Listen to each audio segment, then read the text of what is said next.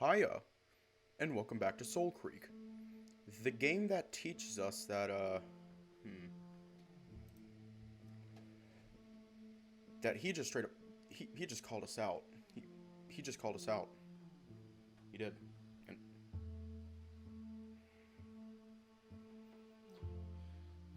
hiya. Anyways, let's just hop right in. We're going to see what kind of bullshit answer we can come up with to his question.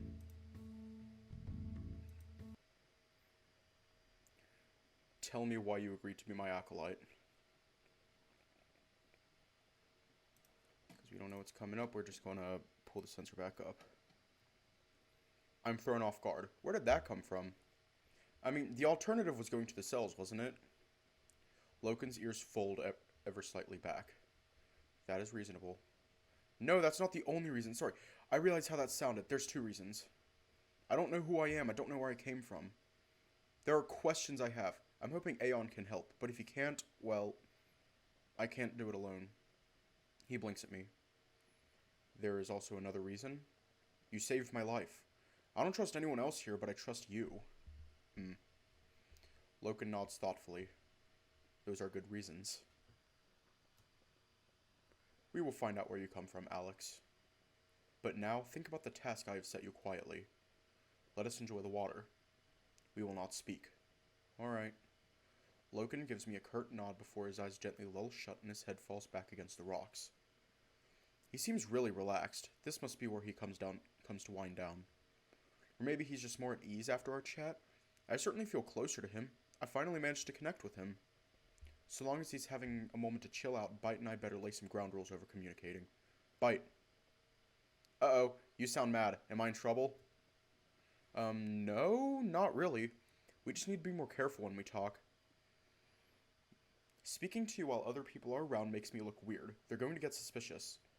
Maybe just save our chats for when we're alone? Ah, okay. And maybe give me some privacy with Loken, you know? When I'm having thoughts about him? Alright, sorry about the teasing. That's just the personality matrix doing its thing. I can't help it. I don't mind the teasing, just not when I'm aroused. Yeah. Okay. But you'll tell me about anything that happens with Loken, won't you? In case I missed it. In case I miss it. I feel invested. I'm a little taken aback to hear that. You said being left didn't bother you. What happened to not caring? Caring? Me? Bah. Haha. Shut up. I don't care. I just think that I do. Personality matrix, okay? They make me feel like I care, but I don't. I'm just a computer program. Have you considered that maybe your feelings are... what? Real? No, computer code. Shut up. I'm going now. No, you don't want to talk about your feelings. Ugh, humans. With Bite retreating back into my subconscious, I'm left alone with my own thoughts in this glorious hot spring.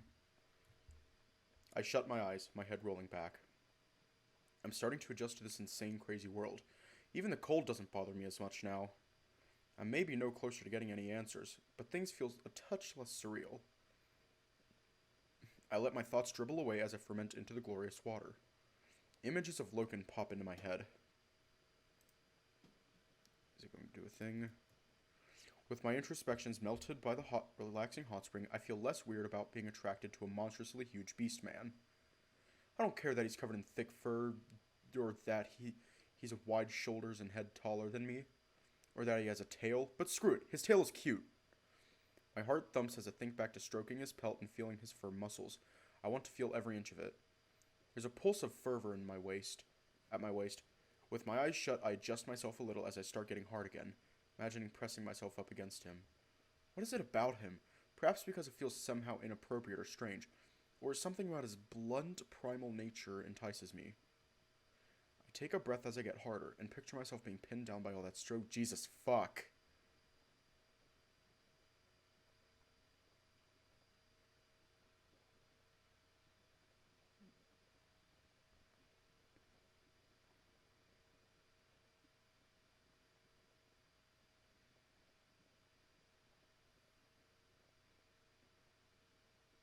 You know what? Because of that shit. I feel like we gotta put this up. I'm gonna put this up. It's just a little request for Alex. Just a little request for him.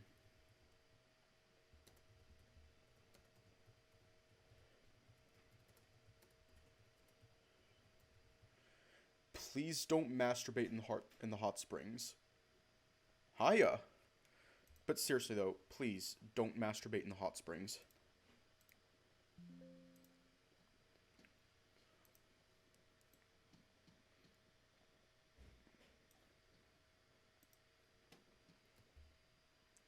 Curious image forms in my head. Oh, Jesus fuck. Alex. Yeah. My body jerks in surprise as Logan addresses me. I look over, but he's not in the pool anymore. I jump again when I feel his paw on my shoulder. Wake up.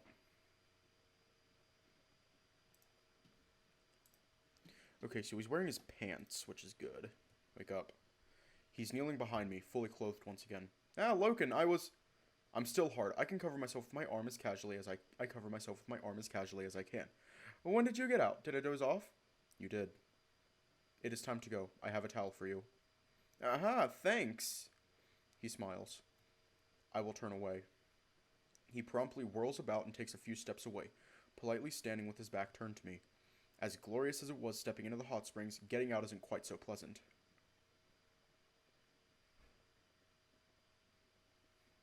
Right? The cold water strikes me immediately, and the towel Logan brought is a ragged, thin piece of cloth that barely covers me.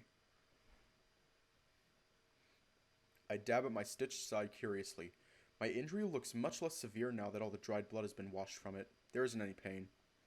Trying to dry myself with the hard on is pretty awkward. I yearn for my own dick to go down and stop trying to humiliate me, but it's too riled up by amorous thoughts of being pinned down by Logan.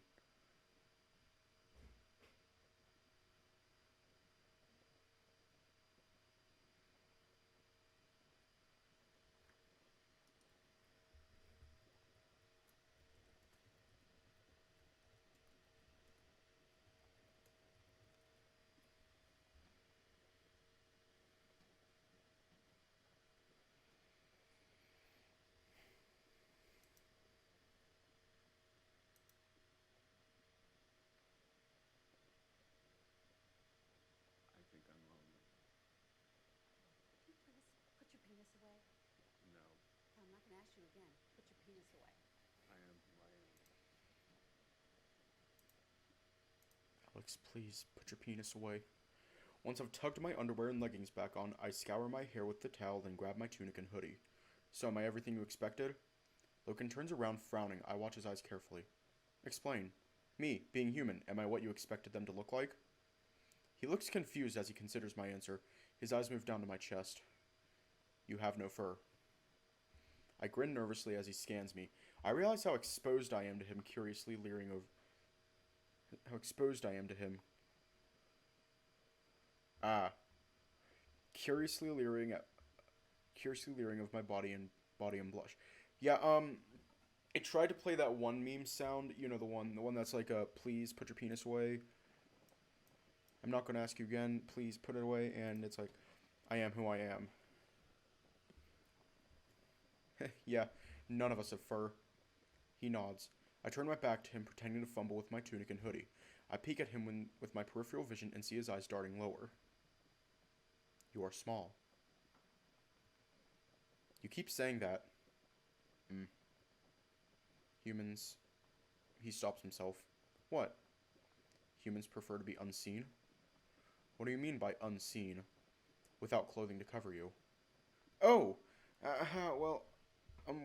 Sort of it depends, mostly, I guess. We prefer to keep our bits and pieces private, you know? Do you not? I am not bothered. I have witnessed the indulgence. Modesty is rare after that. I really want to ask him what his stance on the indulgence is, but he swiftly derails me. You are ready to leave? Oh, right, yeah. I quickly come to my senses and put my tunic and hoodie back on. Thanks for bringing me here. I feel a lot better after that. The springs are good. What next? I will assess your guile. Walk with me. With a brisky stride, he turns around and flicks his head at me to follow. I walk side by side with him, keeping pace with his larger steps. As I look his huge form up and down, still marred with curiosity about him, I suddenly realize something. You never wear shoes. He looks addled by my question.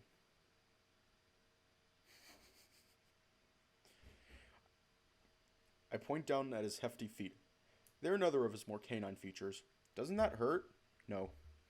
Loken pauses in his stride, lifting up his foot to show me the pads beneath. They're already getting dirty from walking on the bare stone. Boots are noisy. You should remove yours. I don't think I can walk around barefoot like you. Because you are smooth? Sort of, yeah. He puts his foot back on the ground, staring at me. Then he smirks. What? He just rolls his eyes and carries on walking. I jog after him, bemused. What? What's funny? You are funny. What did I do?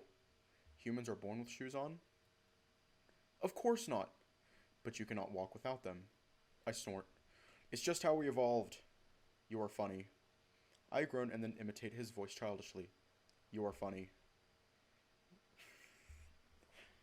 He stops dead, glaring at me. I wince. At once, I regret mocking him, even playfully. Sorry. I do not talk like that. I mean, that's literally what you said. He growls and continues walking. Damn it, we were doing so well. You make me sound dull. Come on, I was joking. I already said I like your voice. But you mock me. I didn't mean it. It is because I cannot talk like you. You're just really direct. It's not a bad thing. I like it. I really do. I promise. I was only joking around. The grouchy husky pouts, avoiding my eye. Now he looks sad again. I was just trying to have fun with you. It's my way of being friendly. His ears give a subtle flick and his tail twitches. You were being friendly? Yes. I ruined it. Hey, it's okay. We're different. It's going to take a while for us to, get used to each other. I will get better at talking. You are good at talking. You are good at mixing words. Mixing words? When you say two words at once, you are good at it. I mean, you're good at it. That was right. I gawp at him. Did that seriously just happen? Loken, you really don't have to talk like that. I sound less dull? No, you just sound uncomfortable. I will work on it. I'll... Just be yourself with me. Why are you so worried about this? Because of... He abruptly stops. His scowl is back yet again. It is nothing. He keeps his eyes straight ahead as he walks off. I decide not to press him and keep up with his pace. Bit by bit, I'm getting to know him more. He's just a fascinatingly intriguing guy. At first, I thought him totally indomitable. Now, I see how fragile he actually is. Despite all that, he's been looking out for me in his own way since he found me. Knowing what I know about him now, I contemplate how much he's actually done for me. He's really been my anchor in this strange, dangerous world. I hate that he's so insecure. I don't like the idea of him getting upset, and I get a sudden overpowering urge to be affectionate with him. Hey, Alex. I step sideways and bump my shoulder into him playfully. I'm so much smaller than him, I almost bounce right off him. He stares at me like I've just shattered the laws of social etiquette. You're a good hound. His head pivots in confusion. Then he shakes his head at me with an amused smile. You are strange. I shrug. Probably. You are good. I'm good? He shoots me another genuine happy smile. You are a good human. I fight off a big stupid grin. Okay. He grins back at me. I notice his tail wagging wildly. Man, I feel like I can let my guard down around him. I can trust him. I can trust him, right? I look over at him, suddenly conflicted and full of emotion. I mean, can I really trust him? Hey, Loken, Alex? I was just thinking, does he trust me? I feel like he does. Can I tell you something? Okay. He carries on walking beside me. It's, about me, maybe. Okay. I falter, swallowing my words before they formulate. My people, the Zephyr, they had this technology called computer science. Don't. What? Don't do it. We agreed. Oh, come on. Nope, do not tell him about me until we speak to Aeyon. We'll have to tell him eventually, and you have no idea how he'll react. Loken pauses in his step, turning to face me. Alex, you speak of the old knowledge? Ignoring Bite for a moment, I gaze forlornly at the hound. How about you just try explaining to him what an AI is first? See how he reacts. Maybe it'll soften the blow. Alex? Right, sorry, yeah, the old knowledge, computer science. So my people, they could create a sort of mind. Loken's brow furrows. Already, I feel like I've messed this up. A mind is not created, it is born. No, I mean, they're not real minds. It was called artificial intelligence, or AI. It means creating an intelligence for a computer or a machine that isn't naturally born. A part of a mind? What? No, like a whole mind. His face tightens. A mind that is part of a person? No, I mean, just the mind. What if you could create a mind? All minds are created. At birth. I don't mean naturally, I mean artificially. He scowls at me. You're talking nonsense. How the hell do I explain this to a primitive who doesn't even know what a computer is? So, it's like you can program machines to... Program? I mean, tell. You can tell machines to act in a certain way. They seem like they're alive. That's what an AI is. Intelligence demonstrated by machines. He blinks at me, head tilted in canine confusion. I'm confused. What am I doing? He hasn't got a clue. If I can just drop the I have another intelligent being in my head bombshell, who knows what conclusion he'll draw. No, I can't tell him. I need him. Without him, I have nothing to navigate this world with. The thought of him turning on me is too terrifying. Above all else, I need Loken on my side, even if that means lying to him. It's not important. I just thought maybe demons were created in the same way. That is what you wanted to say? Yeah. I watch as Loken's nose twitches, his eyes narrow ever so slightly at me. The hound's stare lingers briefly. For a moment, it's unnerved. It's like he's staring straight through me. With the flick of his head, he gestures for me to follow him and continues marching across the grassy valley.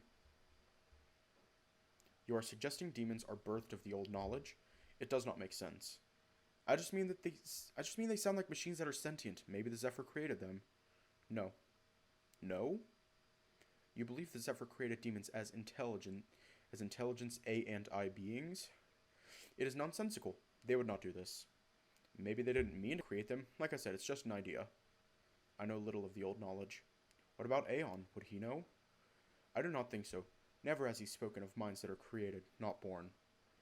I will ask him about these A and I creations. I go quiet, my eyes diverting from the husky into the Draconi village in the distance. How did Aeon come to know so much about the old knowledge? He was an automonk. I frown. I thought they were cultists that took a vow of silence. They are. I will let Aeon tell this story. My questioning is abruptly cut off by Loken's bulky arm blocking my path. We have arrived.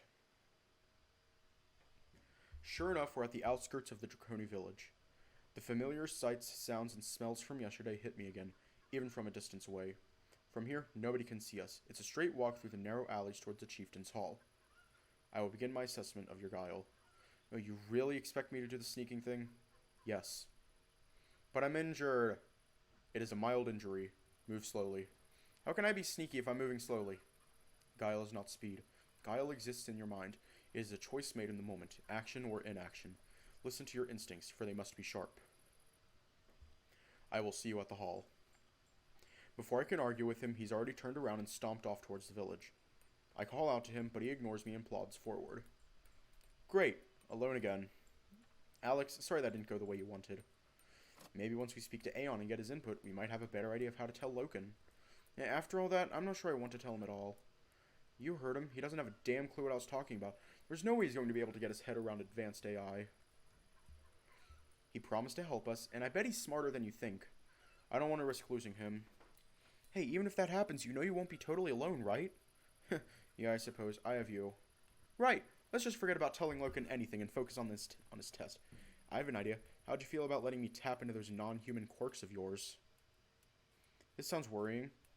Basically, I think I can send your mechanoreceptors, photoreceptors, and chemoreceptors into overdrive. Then I'll tap your sensory cortex and... Bite, speak English. Ugh. I can enhance your senses and put you into a heightened state of awareness. Like superhuman hearing and stuff? How the hell is that possible? I still don't know how it all works, but while I've got the capability to this stuff, we should be using it. We need every advantage we can get. I can barely process what I see and hear already. How about if you let me interpret the extra information for you? I'll be your eyes and ears. I'll tell you where to go and when. Just listen to my instructions. Isn't this cheating? Why? Because it's cheating. Now you sound like Loken. Is this safe? The last time you messed with my brain, you electrocuted me. That was a one-time thing, and I didn't electrocute you. It was a neural discharge. Total accident. Completely harmless. Won't happen again. You and I are stuck together, so we should be learning what we can do. Let's give it a try. He makes a good point. If Bite can give me a boost, I should take it. Alright, let's give it a shot. Great, here we go. Ah. It was a 2-time thing. Dickhead. Oh yeah, look at all this extra data. Wait, I can't hear anything. And I've gone numb. Where am I? I frantically pat myself from head to toe, but my whole body has lost its sense of hearing and touch. What the hell, Bite? Chill out, I've dulled your senses. You were supposed to do the opposite. I've dulled them for you, dipshit, to avoid a sensory overload. I'm interpreting all the data from your other senses, so just follow my instructions. Bite and I are really becoming two halves of the same whole. My eyes are still working? You still need to see where you're going. I'm not controlling your movements. Can you control my movements? Possibly. Let's just try this for now. Ready to do some sneaking? I still can't believe the dog is making me do this. As optimistic as ever, we'll show Loken what we're made of. See that building straight ahead? Run up to it and press yourself against the wall. Hold your breath too. It'll make your movements smoother. Here goes nothing. I exhale for the last time, then sprint over to the hut in front of me and crouch behind it like the world's worst ninja. Stay low. I feel like such a dick. Don't move. Someone's about to come around that corner. Female, 92 kilograms, 6 foot, 7 inches. How do you know that? Through your senses, I can hear her heartbeat, the weight of her steps, the length of her stride, her tail brushing against the ground. Okay, I get it. Sure enough, a tribeswoman marches into view from around the corner, failing to notice me pressed against the wall behind her as she strolls out towards the farmlands. Go, now. Where? Follow these coordinates. A set of instructions are wired into my psyche like a map. I can't explain how, but I understand them perfectly. Following Bite's guidance, I wrench myself from behind the wall and tear down the pathway into the village. Go left. What? Left, now, down there. I almost slip over as I hurl myself down another alley. A trio of tribeswomen emerging from behind another house seconds later. That was close. I put a hand against my side, but feel nothing in my numb state. Your stitches are fine, just go easy. Ready? Ready. Okay, go. Bite's guidance starts coming faster and faster. I ignore my inhibitions and focus on his voice entirely, giving myself over to his trust. Within moments, we're perfectly in sync. Stop here. Get against the wall. Wait till they pass. Okay, go. Over the fence. There. Then hide behind that stall. It's clear. Go. I can't believe this. It's actually working. The village is as densely populated as ever, but somehow I'm navigating through it completely unseen. Sometimes I avoid detection by only a second, but Bites' instructions are always on point. However, we eventually reach a dead end at the end of an alley. There's nowhere to turn. Where now? I don't know. There's someone coming. We've got 6 seconds. There's nowhere to hide. Vault onto the roof. The thatched roof in question is a whole story above me. The wall is solid, flat wood, and there's nothing to grapple onto. I can't get up there. You can. Place your foot right there, then... It's too high. You can do it. I can't, Bite. You do it. What? Take control of my body. Vault up there. Now? Yes, now. I'm not even sure. Quick. Okay, hang on. This is going to feel weird. What happens next is the strangest sensation I've ever experienced so far.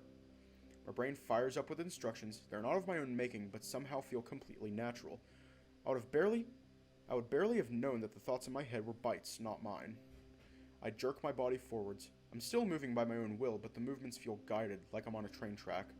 It's still me, but it's not. I'm the one moving, but Bite is the one thinking. He tells me exactly what to do. My foot kicks against a wooden wall, and with an effortless twist of my body, I vault upwards and clutch the overhanging thatch roof with both my hands.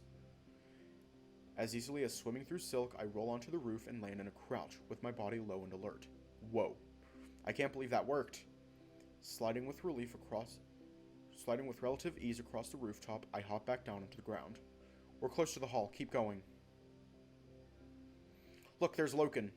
I peer around the corner of a hut to catch sight of the husky's fluffy tail, holding the door open for someone that exits before he heads inside. Is there another way in? Around the side. Try the windows. I follow his suggestion, staying low to the ground. Sure enough, there are windows at the back of the hall, their wooden shutters left slightly ajar. I grab hold of a ledge and pull myself inside.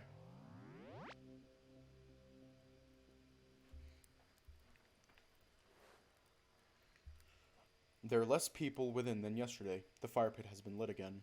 Bite returns my senses to me as I hide behind one of the many wooden pillars lining the room. Right on cue, two huge figures walk past my hiding spot, failing to spot me. We have provisions for another month. After that, the shamans will have to take over. How's the wildlife? The woods are sparse. Then we shall reorganize the hunters. They both walk straight past me. Tell me of Alex. He is good. Dravonia huffs at his ambiguous response. When you invoked your right, I trusted you. I suspected you had a plan. Then you said you wanted him as your acolyte. Of all the things I expected. Loken whines. It is his path. You know I don't believe in all that. He is a Zephyr. We must discover where he has come from. It is important. The saber-tooth narrows her eyes. Loken visibly shrinks. What's your honest opinion of him? He is bold, yet modest. He has adjusted well to Alayla. He seemed harmless enough when I assessed him yesterday. I had him wander the village so my guards could watch him. They saw nothing alarming. Always an ulterior motive. You heard about his run-in with Barrow? I did. He reminds me of you. Headstrong, street-smart, has knack for mediation, and seems to ask the right questions. If Aeyon approves him, I want him to stay, but you must be sure that being a black runner is the correct path for him. I am sure. It's a bit strange hearing them talk about me like this. Deciding that I've passed Loken's little assessment, I step out from behind the pillar and stroll up behind the pair of them. Have you assessed his attunement with the Four yet? Loken's eyes flick over to me. I see the tiniest twitch of his muzzle into a grin. I have. And? See for yourself. She turns around and spots me. Alex? Hey. Where did you come from? I followed Loken. Dravonia scowls at the husky, who simply beams proudly. An exercise of guile, I assume? Yes. So did I pass? I give Loken a rather smug, satisfied look. Almost perfect. Almost? What's he talking about? No one saw me. Almost. But... Rat!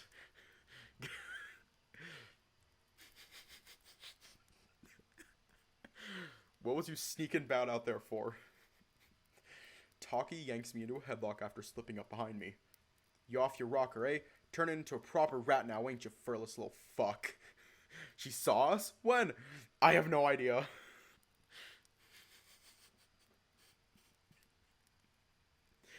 I managed to tussle myself from the boisterous Taki, turning to glare at her with frustration. When did you see me? The moment you pranced into the village, you dumbass. Looked like a right tart. I followed you all the way. Even saw your little dance up onto the roof. Agile little fucker, ain't ya? How? Ask her how. How come I didn't see you? Cause spotting dozy twats like you trying to sneak up to the chief is me fucking job. Come on, if I thought you was a real threat, I would've speared your neck already. Figured you was on some kind of job for the mutt. I grumble, folding my arms and pouting dejectedly. As childish as Loken's challenge was, I'm still annoyed that we got spotted, even with Bite's superpowers. I look over at Loken, hoping for some encouragement, but he's still in conversation with Dravonia.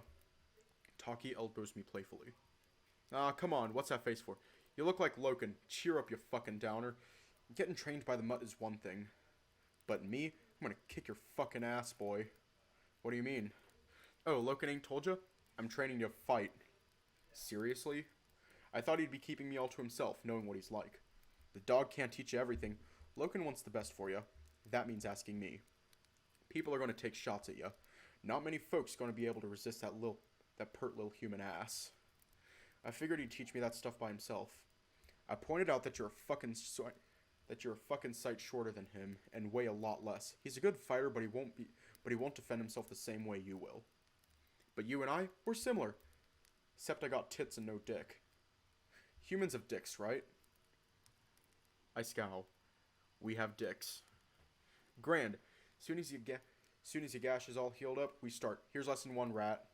Before I can even flinch, she twirls her spear around and deftly brings its point to rest underneath my chin. I cringe as I feel the point against my throat. She's fast. Always assume everyone's gonna want to knock the shit out of the last living human. 'Cause they will, rat. Taki. As wonderful as Taki's advice is, I'm not able to fire back a retort before Loken stomps grumpily over. He knocks Taki's spear away from me, growling menacingly at her. Do not point your spear at him. I gawp at him, startled by his sudden aggression. It's fine, Loken. You going to let me train him or not? You are not training now. Back away from him. Now, will you put your cock away, Loken? He's fine. I will decide that. He is mine. Cool it, mutt. He's an acolyte. Not a chunk of salvage. Loken clenches his fists angrily. What's gone into him now? Hey. I lightly bap him on the arm. He recoils meekly. I'm feeling less shy about touching him. It grabs his attention effectively. I'm fine, okay? We were just talking.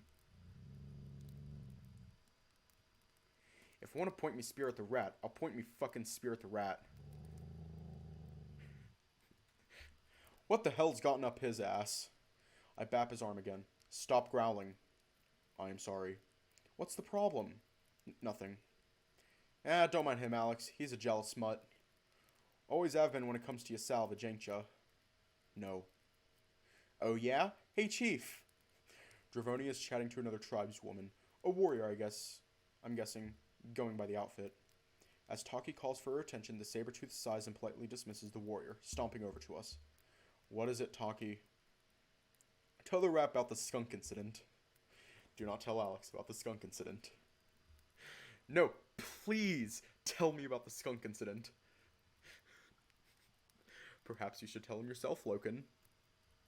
He folds his arms like a puppy and pouts, looking away. No. This was over 10 years ago. Loken had been running for 2 days. He returned with a whole sack of decent salvage. High quality metal, cables, electrical parts, valuable things. He was a proud hound. He brought the salvage into the hall and placed it on the table, right over there, then went to find me. We had a visitor at the time, trader from the Razorback clan, a skunk named Cotty. She didn't realize it was Loken's stuff. Poor girl just wanted a peek. Loken found her with the salvage in her hands. I marched in from garden outside when I hear them both snarling at each other. What happened next? Yeah, what happened next, Loken? I bit her. And you. Because someone touched your salvage? I was upset. He weren't proper upset till I was done with him afterwards. Taki pinches a pendant around her neck, wiggling it between her thumb and finger. Loken rolls his eyes warily. I squint. Upon closer inspection, I realize it's not a pendant at all. It's a tooth. Is that yours, Loken? The husky glares at me, then at the smug-faced honey badger. Yes. He opens his mouth and tilts his head back, hooking his mouth with one finger and pulling it taut so I can see. Sure enough, there's a small gap at the very back where one of his teeth is missing. Don't let him pull your heartstrings over it either. He proper deserved it. Loken's patience finally seems to snap. I will wait for Alex outside. Abruptly, he whirls about with a petulant switch of his tail and marches for the exit. He seemed pretty annoyed. Did he just sashay slay out of there? Is he okay? Don't worry, he's fine. Is she brushing his feelings off? Surely they know how sensitive Loken can be. The skunk incident was only a year after he became verbal. He may be temperamental now, but back then, far worse. Ah, fuck, I remember those years. Young Loken, he was a fucking nightmare. Do you know why he was mute? Nah, no one does. Alex, Taki and I have clan business to discuss. Aeyon arrived this morning. I'd like you to go see him now. My eyes widen. Aeyon is here? Now? Yep, he's setting up his stuff. Has a little hut he likes to work in. My heart jumps. Finally. Where is he? Loken will take you. He's been buzzing about seeing a live human. What did you tell him about me? That you have no memory and that we don't know where you've come from. I'm hoping he will be able to shed some light on your origins. Great, thanks, I'll go now. I hope he has the answers we're looking for, Alex. Good luck. Later, rat. I give them both a nod and turn to go find Loken. Loken has his back to me. He's staring out at the village, his arms crossed. All that teasing really seemed to get on his nerves. Loken? The husky jumps as I address him. He looks grumpy at first, but his face softens at the sight of me. Alex. You alright? Yes. You sure? He quickly scowls. You think I am not? Just checking. I am fine. You sure? I don't mind talking. Aeyon is here. We must go and see him. He clearly doesn't want to discuss it. I just nod. I'm not about to upset him again. Okay, let's just go. I feel for him. Knowing what I know about him now, interacting with the boisterous, talky, and stern Dravonia must be pretty taxing for him. However, my sympathy for the territorial hound is swiftly eroded as we make our way through village. The tribeswomen seem less cautious of me today. Word of my arrival has obviously traveled. Maybe Mia put out a good word. Some of the clan nod their head to me in greeting, and others actually approach me to say hello. I'm pretty delighted that they want to talk to me, and would have been more than willing to stop and chat. However, every time someone gets close to me, Loken either nudges me away from them or outright yanks me by the shoulder and obstructs their view of me. At first, I assume it's because we're in some kind of hurry and let it slide, because he always gives me the same excuse. Aeyon is waiting. Keep moving. After a while, I don't buy his excuse at all. I've seen this absurd jealous behavior from him before. It seems to be getting worse. Why is he so defensive of me? I don't have the gall to tell him to knock it off in case he gets grumpy. His possessive nature is what saved me from Dravonia's prison in the first place. But I'm not in any danger here. I just want to say hello to people. At one point, I catch him glaring at an innocent tribeswoman who simply waves at me. He quickly wipes the scowl off his face when he spots me looking at him. He knows he's pushing his luck, but he's still doing it. He finally crosses the line when we reach the village square. A tribeswoman passes us as Loken is stalking behind me. She greets me and goes to shake my hand, but Loken wrenches me away from her by my side. His paw grinds against my stitches, and pain flares up across my entire side like a bolt of lightning. Now, Loken, stop! The brutish hound immediately softens his grip and holds me steady. I am sorry. I push him off of me. My side! I lift up my clothes to see the wound. The stitches have held, barely, and the stinging is already dying down. How are we going to chastise him?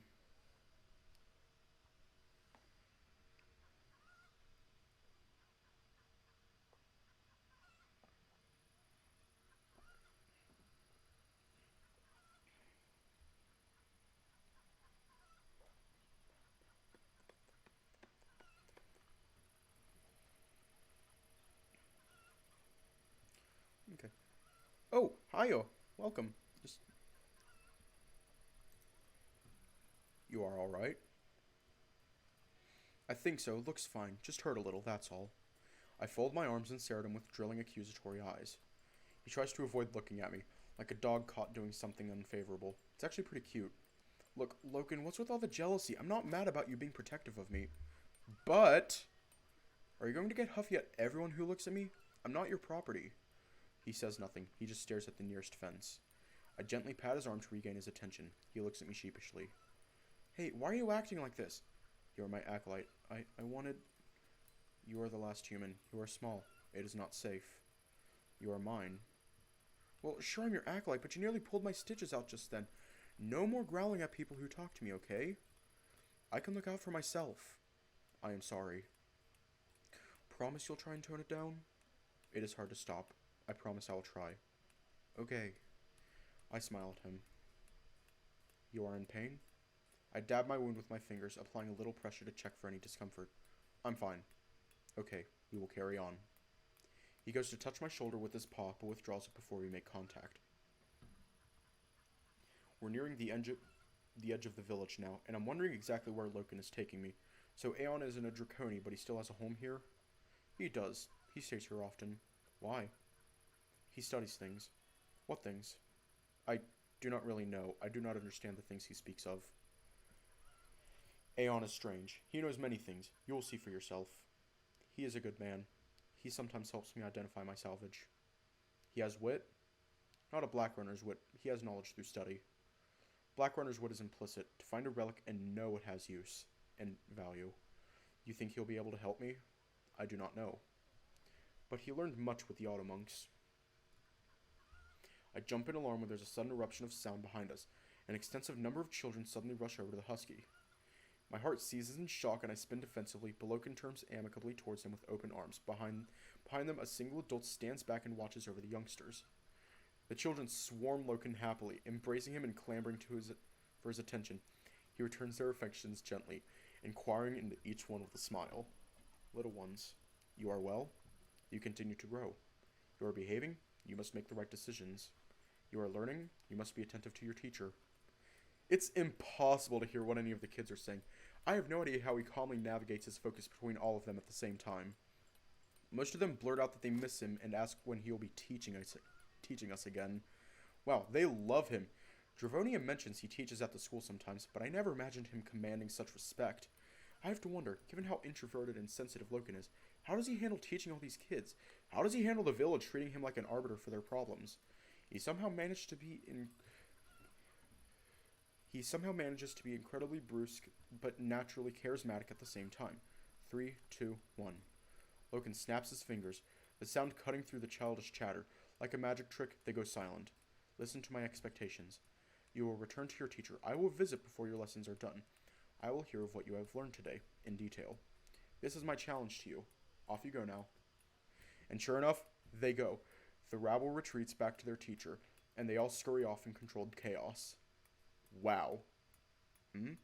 You're good with kids. They adore you. They are good. They are learning of the farms today. What do you teach them? What I know of the Zephyr. I warned them of the Black Zones. I'm guessing you don't teach them about demons? No, but I must assure them the threat is real. Not long ago, the children were discovered to be playing a game at the Black Zone's border. What kind of game could you possibly play in a Black Zone? The children call it zone baiting. It is a game of dares. One child crosses the border alone and takes 10 steps into the Black Zone. They turn their back to the Black Zone and face the others, who remain in safety. They keep their arms stretched out to their sides to appear vulnerable. They take turns doing this. The winner is the one who remains in the Black Zone the longest before their nerve breaks and they retreat to safety. I got. Seems like a pretty big downside of keeping everyone safely ignorant. Nobody takes the threat seriously, even the kids. Has anyone gotten hurt? Not yet. I've forbidden it, but they still sneak off to play. Just because they think something isn't real doesn't make it so. Scare the shit out of them. Hell, show them the thing you showed me, the arm. No. Only Black Runners can hold this knowledge. They must believe it's real, though, on some level. Otherwise, zone baiting wouldn't have any thrill to it. All the same, I will not burden them with those thoughts. A thought occurs to me. Do you have any kids? You're asking if I have fathered children? Yeah, you seem to really care about those children. Do you have any of your own? No. I am not a father. I am a Black Runner. Before I can answer my follow-up question, he cuts me off. We are here. Maybe I'll ask later. What the? A car? The car, does it work? It is called a car? Yes. It is not functional. Aeyon is building it. Aeyon is building it from salvage acquired by me. He is very specific about the parts he wants. Interesting, let me scan it. You helped him build this? No, I only gave him parts. He claims the Zephyr used these constructions as moving carriages. Scan complete. The vehicle is put together from several different deconstructed automobiles. I'm detecting a lot of missing components. It isn't finished yet. It's a long way off working, but Loken's right. Aeyon really did build this completely from scratch. That's amazing. Even before the cascade, that would have been tricky. Aeyon must be smarter than we thought. Exactly the kind of person we need. Come. Loken playfully bumps his shoulder into mine, copying the same gesture I made for him earlier. His huge bulk almost makes me lose my balance. I smile and blush at him, chest fluttering slightly. He returned my affection. I feel giddy and... Wait, are we flirting with each other? Fucking bite. Fucking bite. Bite being a little pervert right there just watching. I need to control myself. Things are getting far too complicated for that. He doesn't even know the truth about me. Loken leads me towards the front door. The hut itself is pretty worn down, but it looks more contemporary than the other houses built by the Draconi. It has glass windows, electric light bulbs, and a scrap metal roof. There are pieces of junk nailed to the structure as though they were ramshackle works of art. Chimes, pipes, cables, and even what I think could be solar panels. Looks like someone upturned a crate of Loken's salvage onto the thing. This guy better have some answers for us. What about Loken? You said you didn't want to tell him anything yet. If you do decide to disclose any details of your condition to Aeyon, you'll need to get Loken to leave. I doubt he'll go anywhere. You know what he's like. I'm sure you can talk him down. Let's go.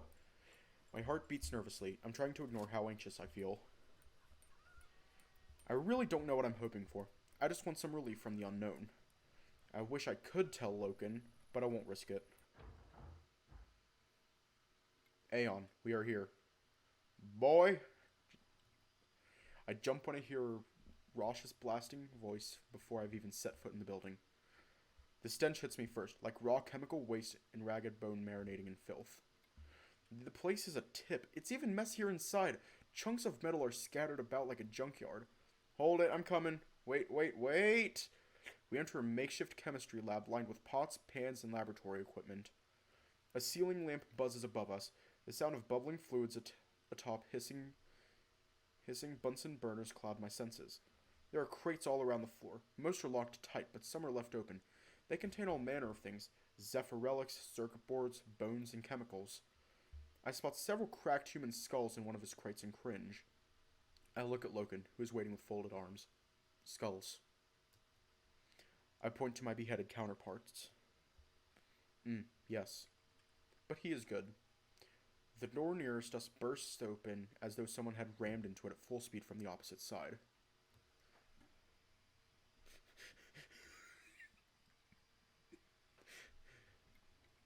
What was that one character's name?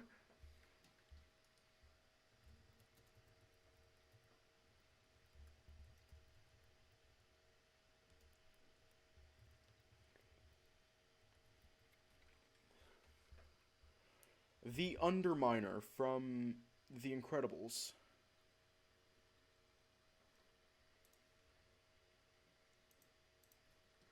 Loken, best hound, my best hound. Here, come here, here.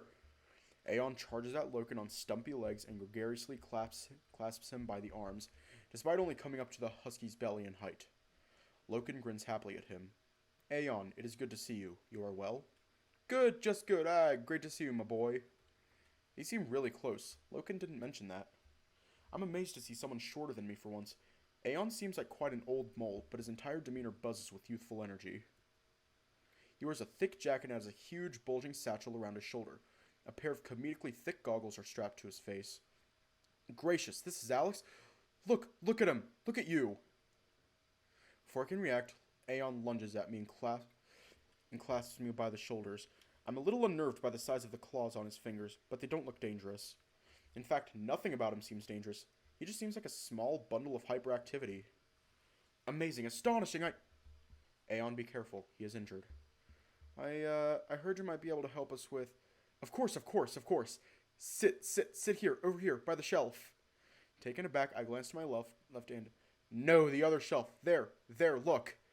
Aeon kicks a wooden stool over in my direction. There, sit. I awkwardly park my butt on the stool by the indicated shelf. My nerves getting the better of me. Loken marches to my side and parks himself next to me like a guard dog. I feel comforted with him there. Aeon hops up onto a stall in front of me and slides closer, dragging the stool noisily across the floor. Let's get a good look at you, my friend. Hold still. Aeon presses the flat end of a metal spoon against my cheek and peers at me with fascination. Shh. Don't move. I freeze, giving Loken a wide-eyed look of amusement. Loken, however, doesn't look at all amused.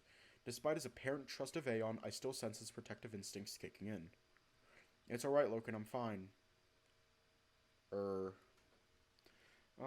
So everyone says humans are extinct here, but I'm entirely certain that I am one. Aeon removes the spoon from my cheek, then peers into my eyes. Yep, I've been told everything. Chief Dravonia wants to know what your story is, Alex. I'm sure you're eager to know yourself. You have no idea. I literally woke up here with no memories. I just want some answers. That's where I come in. I'm Aeon, the only living biochemist in all of Alayla. Of course, I moonlight as a healer for the other clans too. You're a doctor as well? He barks with laughter. Doctor? That's pre-Cascade terminology. That Dravonia was right about you. Well, let's get started. A few tests. Clothes off. Over there, please. No. What now? Easy, Loken. I'd rather keep them on if that's okay. He prefers modesty.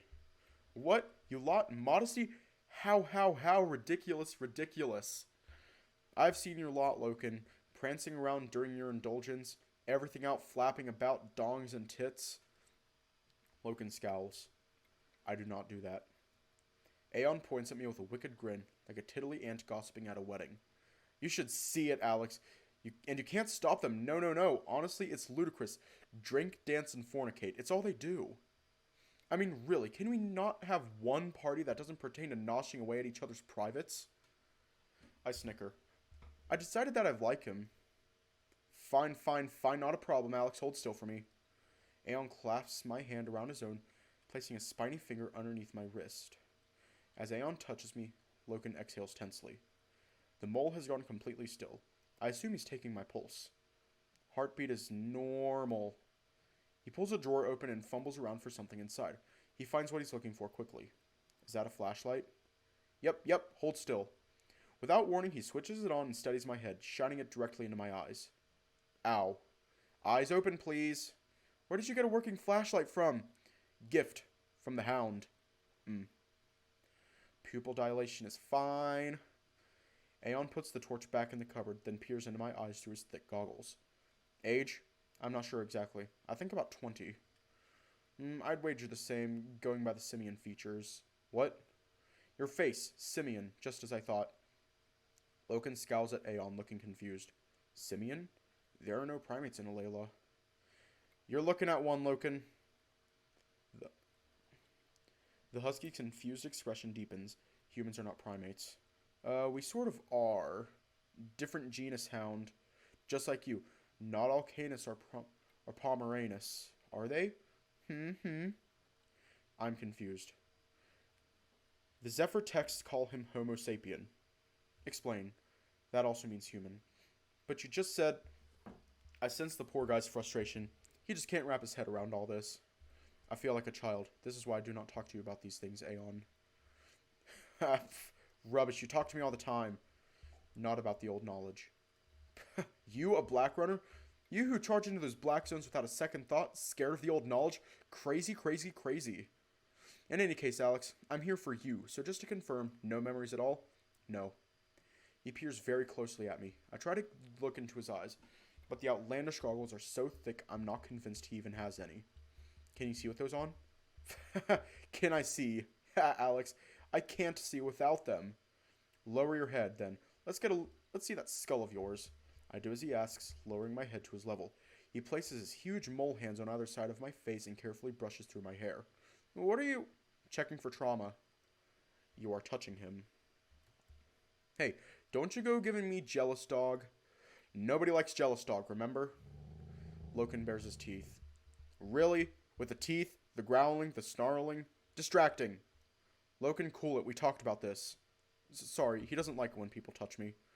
You never change, do you? Honestly. The husky grumbles something incoherent, stepping even closer to me as Aeyon continues inspecting my head. Lift your chin up. Let's check your airways.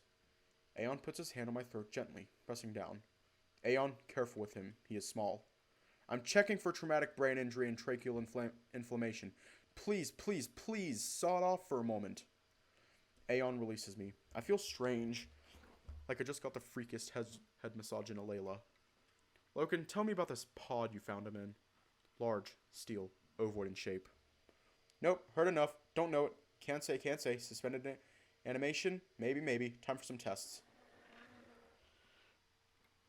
He hops off his stool and bumbles over to the storage containers littered about the hut, clambering amongst them in search of something. Whilst he's searching, I give Loken a curious stare. You know Aeyon well? I do. So, will you trust him to help me? You did promise to rein your jealousy in. His ears flatten guiltily. I am trying. Our conversation is halted by a loud clattering as Aeyon fumbles through his mountain of junk. Nope, where is it? Here. Aeyon turns back to us with the syringe in his grasp. Loken growls. You have cleaned that? Loken. Have I? Honestly, who do you take me for? It's impossible to ignore Loken's throat vibrating threateningly as Aeyon draws the syringe closer to my arm. Before the needle can make contact... Stop, you're going to hurt... Loken! Aeon sighs, his patience with Loken having apparently reached its end. Loken, dear Loken, my best boy, hound. The mole grabs the bemused husky's paw and clasps it, placing his hand atop him and patting it gently. Dear hound, dear hound, all this, the snarling, standing, staring, it's too much, it's distracting. I can see you've taken responsibility for Alex, and that's fine, I'm not asking you to change. but I can't help him with you breathing down her neck. So please, from the bottom of my heart, with kind regards, sincerely, if I may be so bold, would you mind fucking off for a while?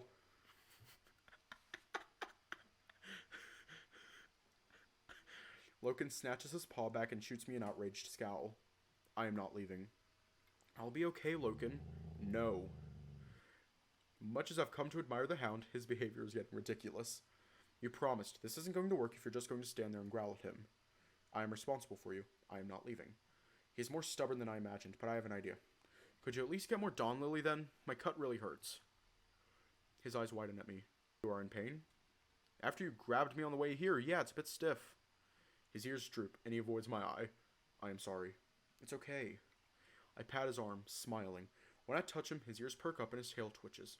If you get me another dose for the pain, I'll forgive you. Quite suddenly, his eyes narrow at me irritably. He clearly knows I'm trying to manipulate him, and he doesn't like it. Sorry, I really need Aeon's help. Please, just let him speak to me alone. I'll tell you everything we find out afterwards. You could go back to your class. You did promise to hear what they'd learned about today. Those kids need you. Sounds like you made a promise to Alex, Loken. You know you can trust me, don't you? Hound, trust me? That seems to do the trick. His face softens. I trust you, Aeyon. Alex, if you are sure, I will leave you with Aeon. I smile at him. Thanks, Loken. But he doesn't move. He just stares at us. Loken. His crystal eyes narrow at me again, and he finally relents. The husky begins to stomp out of the hut, turning back before leaving the door. You will be careful with him? Hound, go! I'll see you in a bit, Loken. With a final grunt of dissatisfaction, the door slams shut and Loken departs. If I didn't know better, I'd say he quite likes you. I feel my cheeks burning. He's just, do you know why he's acting like that? I'm no psychologist, so no. Part of the canine charm, perhaps? Although, must say, never seen him quite this bad. Not since he was younger, anyway. You've known him a long time? Ah. Aeon smiles fondly. He was a difficult lad to deal with when he came of age. Troubled mind, very troubled. Bit of a rough childhood, you could say. Never had any consistent guidance. So he caused a lot of trouble. There weren't many with the patience to put up with him, save for Dravonia. She tried harder than anyone to keep him in line. When I visited the clan, I'd spend time with him.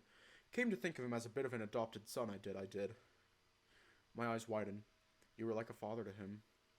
Oh, yes, I know him well. All those tantrums and emotional breakdowns, guess you talked him to his senses. Me. But enough of that. Let's talk about you now. You, and only you. Hold still as can be. With a huge mole mitt on my shoulder to steady me, Aeon pierces the syringe in my upper arm. I wince. What exactly are you doing with my blood?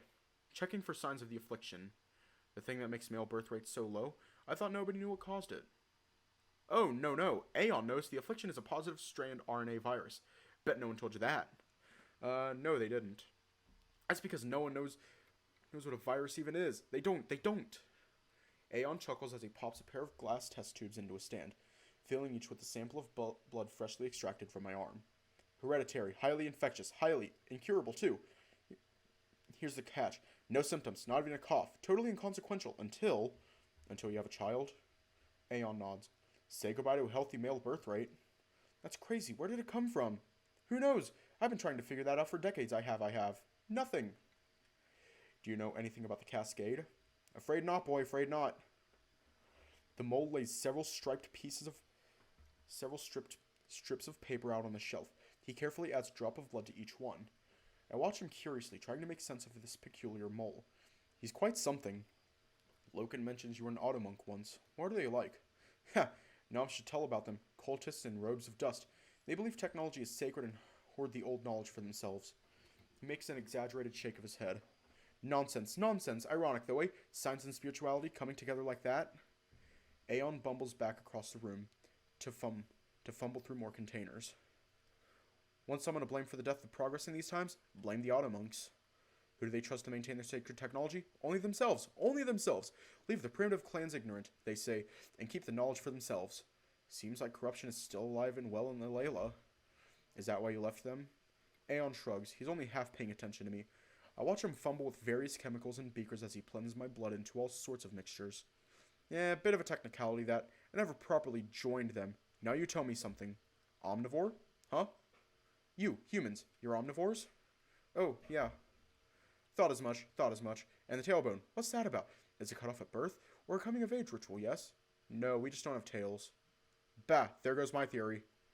He makes a casual gesture towards the human skulls he has sitting in one of his containers. I wince. Not much to be gathered from them. How long have humans been extinct exactly? Aeon blows a raspberry with his cheeks, giving me a half-hearted shrug. 400 or 500 years, give or take a century or two, nobody knows. Nobody. Human remains are near impossible to come by. Would you permit me a few more tests? Just want to see what I can make of you. Sure, that's why I'm here. Grand, grand. First I need a little hair off that head of yours. Over the next hour or two, Aeon conducts a number of tests on me. They weren't invasive, and he frequently mentioned how limited he was by his primitive equipment, but he seems to know what he's talking about. I haven't worked up the courage to tell him anything about my condition, yet. Positive? So I'm infected. You're infected. The affliction has you. But see the pale color on your test strip? For anyone else, it'd be deep, deep, deep green. What does that mean, you ask? It means very early incubation. You were infected recently. If I had to guess how long, I'd say about 2 days. Spot on. That's how long I've been awake. I probably caught it from Loken. There isn't any cure. Cure? Alex, everyone here is infected. Everyone. It's hereditary. The only way to escape an infection is to have been born before it even existed and sealed in a tomb until now. So the suspended animation theory is looking likely. Exactly. That means you, dear Alex, are at least 500 years old. Perhaps even up to 1,000. Tell me, Alex, did the Zephyr have the technology to induce suspended animation? I'm not sure. My knowledge of them is it's hard to describe. None of this explains why Bite is in my head. The most important thing, Alex, is that I have no reason to think you're anything other than human, even if I can't tell where you came from. That ought to satisfy Dravonia. I twist my mouth uncertainly. I've gotten more answers from him in an hour than anyone else has in 2 days. He hasn't once treated me with fear or disrespect. Aeon is completely unpretentious. He's been nothing but kind to me. He's fiercely intelligent and wise. He isn't bound to the level of ignorance the rest of the tribe seems to be. I don't think I'm going to get a better opportunity than this. If I want some real answers, I'm going to have to give him something. What if there was something I haven't said? I don't think it'll come up on those tests. Oh? Dravonia was really suspicious of me, so I've sort of kept this a secret, even from Loken. I can't explain it myself, and I'm not sure how they'll react. I was planning on asking you, but, personal is it? Not exactly. Something's wrong with me. Eh? What is it? Rash? No, it's... infection? No. Allergic reaction to canine hair. No, Aeon, it's... Look, just promise me you won't freak out. Alex, please, I've heard it all. You can't freak me out. I bet I can. Well, the thing is, wow, where to begin? Can you check inside my head? Like, do I have anything there that shouldn't be? Even through his goggles, I can feel Aeon stare. He crosses his arms, his mouth thinning at me.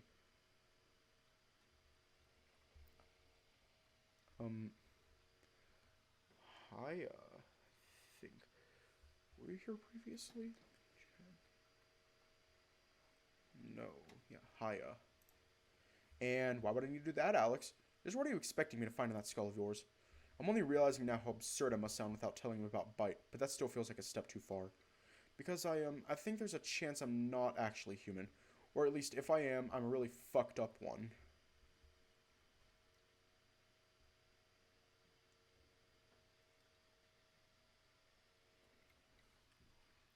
HP1.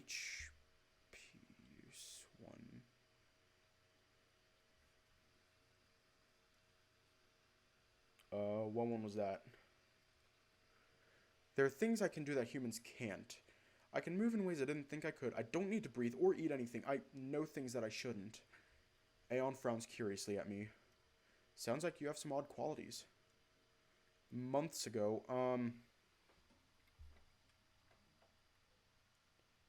yeah, which one was that?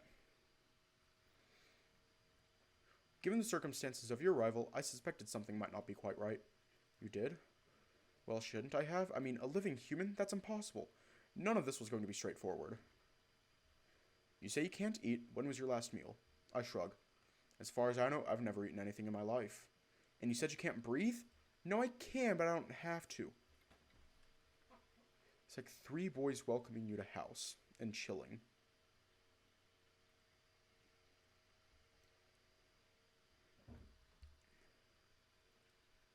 No, I can, but I don't have to. I can hold my breath indefinitely. I know it seems crazy, but, well, watch.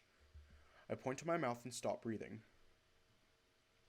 Aeon's eyes narrow, but he eventually catches onto what I'm doing and watches curiously. After a minute of silence, the mole takes my hand again and takes my pulse a second time while I continue to hold my breath. At least 3 minutes pass, and Aeon is looking increasingly confounded. Still got a steady heartbeat. Peculiar. Alarming and peculiar. So you see what I mean? I'm clearly not normal, right? Interesting, interesting. So what functions do you still have? Sleep? Drink? I still sleep. I haven't had to drink much. How's your mind? Do you feel your emotions are in working order? I'd say so. I've been feeling anxious. Understandable, understandable. Do you have a sexual drive? My mind immediately jumps to images of Loken and my face reddens. I'll take that scowl as a yes. Am I really that easy to read? So, do you know what might be wrong with me? Couldn't say. Everything about you is perfectly normal, on the outside at least. Inside, who knows? All these traits leave me pondering. What does your stomach look like? Your lungs? How are they functioning? How's any of this possible? I think I have a computer chip inside my brain.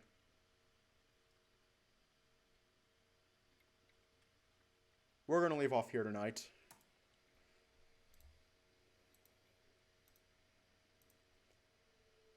I'm curious about this. So, let me head to the YouTube channel real quick. See what you mean. I've only played so many.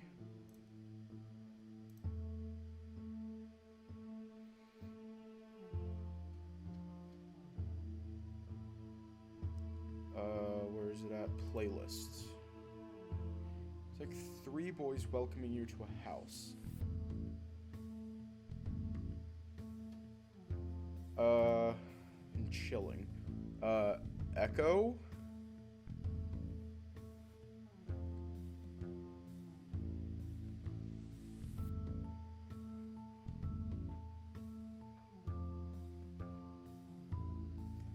I'm gonna judge by the silence that it is an echo.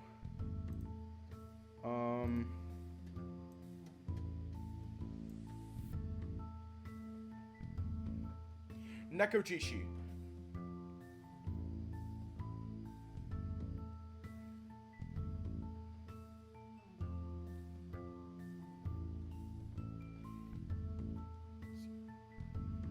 Only other one. Nekojishi.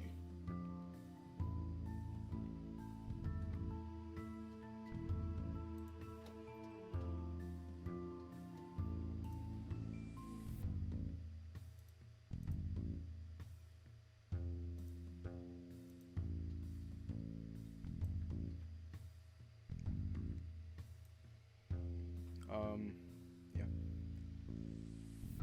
Not much else can be said, so... Oh yeah, Aeon is built different. Stay safe, have a good night, and I will see you all tomorrow.